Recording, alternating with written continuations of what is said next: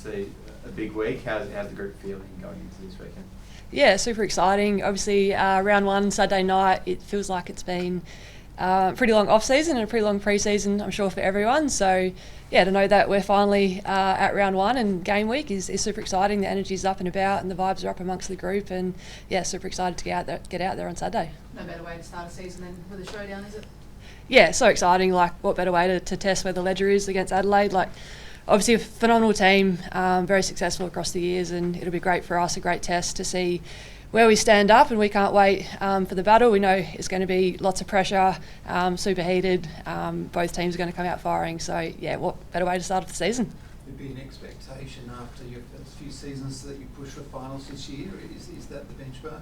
Oh, I think for us, like, we're not really putting a ceiling on what the limit is. It's, you know, as long as we can keep seeing continual growth amongst the group and maturity and, like, looking back at what our process is and sticking to that process, that's what we're trying to look in amongst the four walls, and week in, week out, we'll, you know, look at adjust that and see where we stand up. So, yeah, rather than looking too far ahead, it's just week to week and see, like I said, make sure we can see that growth amongst the group. Looking back on last season, I guess, what were those key metrics you guys felt you needed to improve on coming into this year? Yeah, for us it was a lot about our contest and our fitness. So they're two things that we've really worked on across the off-season, across the pre-season.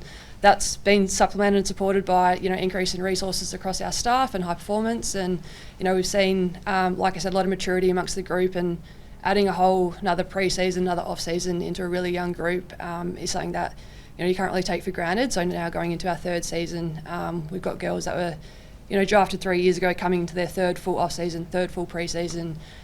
We're seeing significant growth in that area, so that really helps us and allows us to kind of tackle our pre-season and really focus on our contest and our game plan. Having some experience like Kirsty Lamb would help in that regard as well, I'm sure. Yeah, absolutely. Kirsty's obviously a contest beast, and coming over from the Bulldogs, she's had a lot of experience, a lot of knowledge. She's been around from the start, so yeah, she brings a wealth of experience, and what she can bring to a really young midfield group and just across the group in general, has been really beneficial for us. Ebony, for you, how difficult is it to sort of assess last season when you were so dominant all the way through, and then obviously the finals didn't go the way you wanted it to? Is it kind of hard to know what you're going to have to fix when the things that went wrong weren't in any part of the regular season?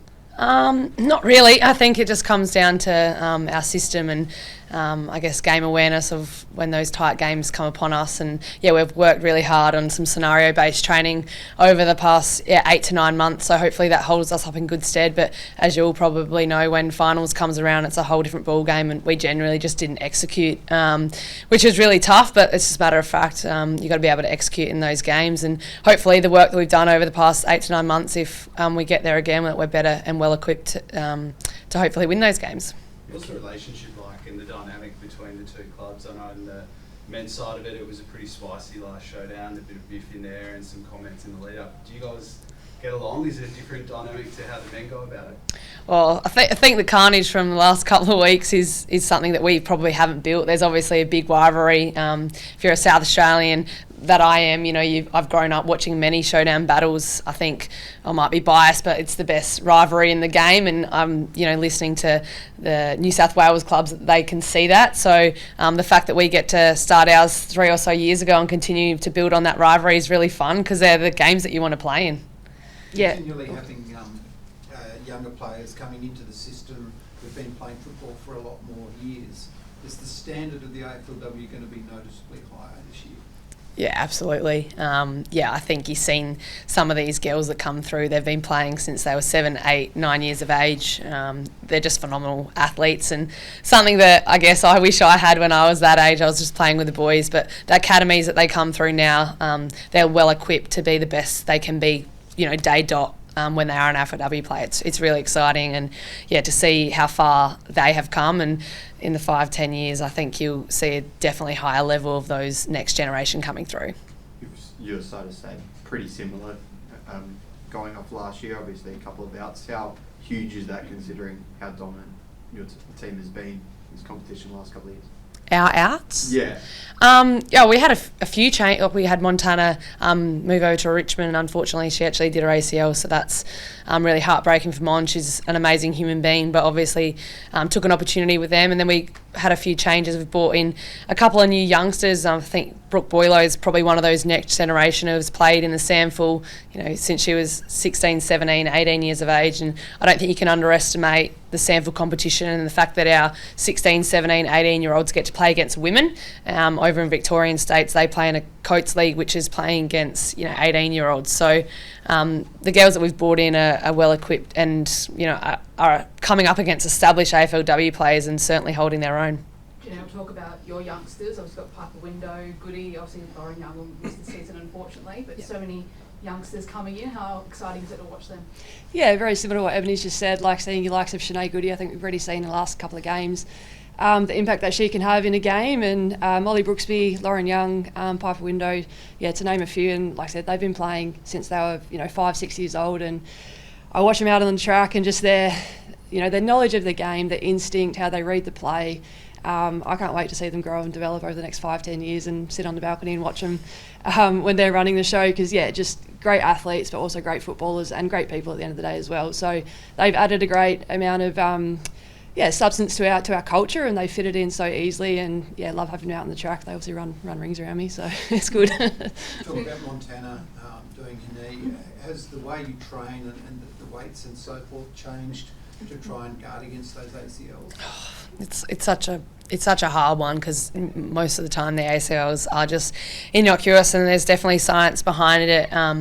As you can imagine, with the CBA going up and the staff and high performance being something that I guess clubs particularly invest in, it's just sometimes bad luck, but I think clubs are doing their best they can. The more that we can get in the gym, the more we can train, our bodies get more adapted to the load. So there's science behind it, and I'm sure all clubs are making sure they're doing everything they possibly can. I think the decrease in ACLs over the past 18 months has been big, so hopefully that's a nice little touch to, the more you train and the more you get in the gym, hopefully it brings down the injuries. But sometimes they're just unfortunate.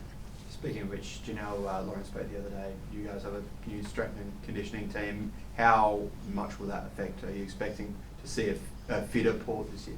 Yeah, definitely. I think across the pre-season we've had the majority of the group of PB'd, whether it's on the track or in the gym, and just having that dedicated resource who's 100% invested into our program has made such a huge difference for us. And he's been on board since January, I think it was. So like I said, just having the resource that's not split across men's and women's, and just having dedicated to us full-time 100% has made a huge difference, and just so passionate, so invested in the W program. And we've seen huge amounts of PBs across the board, which has been really good. There's been talk that Dowrick might miss the start of the season. Do you know how she's tracking? Yeah, I think she's a test for this week. So we've had a few finger injuries, unfortunately, which just a little bit innocuous, and that's football at the end of the day. So we'll see how she goes at training this week, and we'll leave that up to the selection panel. How's your pinky tracking? Yeah, it's coming along. It's obviously the same thing, just an innocuous little incident, but we'll be good to go for round one. What kind of crowd do you think you'll get for round one? Yeah, we're super excited. Obviously, we've got the grandstands out at Alberton, so we're hoping for a sellout crowd, and there's obviously still tickets available online. So I think across, being in South Australia, being a showdown, we're hoping to get a really good balance of Port and Adelaide Crows fans, and I'm expecting hopefully a sellout and be a great atmosphere on a Saturday night. Can't wait.